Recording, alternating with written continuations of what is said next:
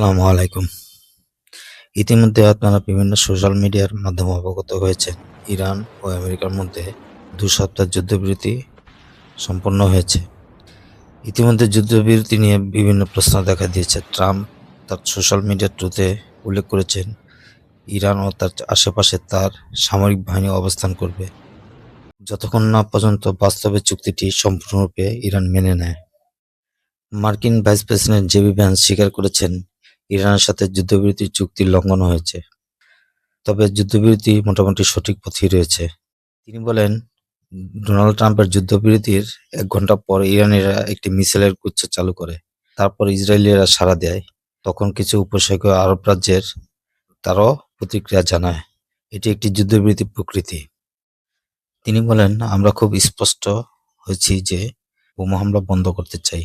আমরা চাই আমাদের সহযোগীরা বোমা হামলা বন্ধ থেকে বিরত থাকুক এবং আমরা ইরানিদেরও একই জিনিস করতে চাই। লেবানন যুদ্ধবিরতির অংশ পাকিস্তান বলার পরও তিনি বলেছেন, এটি একটি ভুল বোঝাবুঝি। মার্কিন যুক্তরাষ্ট্রের এক সামরিক কর্মকর্তা বলেছেন, ইরানের দ্বারা প্রকাশিত ১০ দফা যুদ্ধবিরতি হোয়াইট হাউস দ্বারা সম্মত হওয়া শর্তগুলির এক নয়, কিন্তু পাকিস্তান লেবানন যুদ্ধবিরতির অংশ হিসেবে উল্লেখ করেছে। ট্রাম্প বলেছিলেন, ২ সপ্তাহের যুদ্ধবিরতির ঘোষণায় আমরা ইরানের কাছ থেকে ১০ দফা প্রস্তাব পেয়েছি। বিশ্বাস করি এটি একটি কার্যকর ভিত্তিতে আলোচনা করা যেতে পারে। ইরানের রাষ্ট্রীয় মিডিয়া তারপরে একটি ১০ দফা পরিকল্পনা প্রকাশ করে, যা উল্লেখযোগ্যভাবে হরমুজ প্রণালীতে ইরানের অব্যাহত নিয়ন্ত্রণ, দেশটির উপর আন্তর্জাতিক নিষেধাজ্ঞার অবসান, ইউরেনিয়াম সমৃদ্ধকরণের স্বীকৃতি রয়েছে, যা ওয়াশিংটনের বিবৃতির বিপরীত, ১৫ দফা শর্তের বিপরীত। ট্রাম্প বলেন, এতে অর্থপূর্ণ একটি পয়েন্ট রয়েছে, তা মার্কিন যুক্তরাষ্ট্র পিছনের দরজায় বিশদ এই বিষয়গুলি আলোচনা করবেন। ট্রাম্প মার্কিন সরকার ভ্যান্সকে ইরান শান্তি আলোচনায় যাবেন না বলে উল্লেখ করেছেন।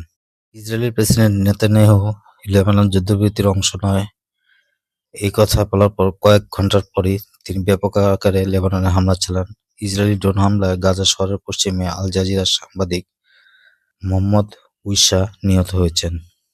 মার্কিন যুক্তরাষ্ট্রের ভাইস প্রেসিডেন্ট জেডি ভ্যান্স ইরানকে সতর্ক করে দিয়েছেন, লেবাননে ইসরায়েলের হামলার ওয়াশিংটনের সাথে একটি যুদ্ধবিরতির আলোচনা ঝুঁকির মুখে ফেলার জন্য একটি ভুল হবে।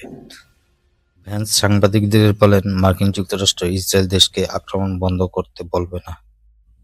পক্ষান্তরে ইরান তার হরমুজ প্রণালী আবার বন্ধ করে দিয়েছে ইসরায়েলের লেবাননের আক্রমণের ফলে।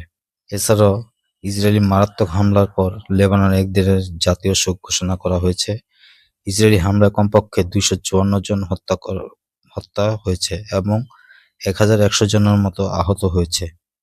বেইকা ভ্যালি, মাউন্ট লেবানন, সিদন এবং ওয়েস্ট ব্যাংকে এই হামলা চালানো হয়। এই ছিল আজকের বিষয়। সবাই ভালো থাকার প্রত্যাশা করে বিদায় নিচ্ছি। আল্লাহ হাফেজ।